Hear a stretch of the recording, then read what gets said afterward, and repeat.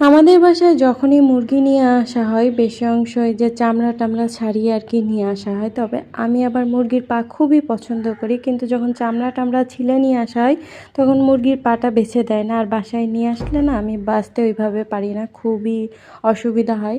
তো তাইতে আমার বস সেদিন যখন মুরগি নিয়ে আসছিল সুন্দর করে ড্রেসিং বলে সেটা করে নিয়ে আসছিল, তার জন্য চামড়া ছিল, তারপরে পাটা খুব সুন্দর করে পরিষ্কার করে দিয়েছিল।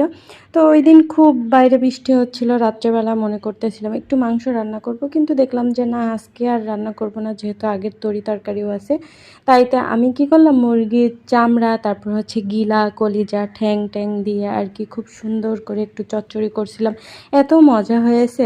অনেকে হয়তোবা মানে নাক সিটকাতে পারেন যে হ্যাঁ, মুরগির ছাল চামড়া কি খায় কেউ? হ্যাঁ খায়, অনেক মানুষ খায়, সবার স্বাদ তো একরকম না। আমিও পছন্দ করি।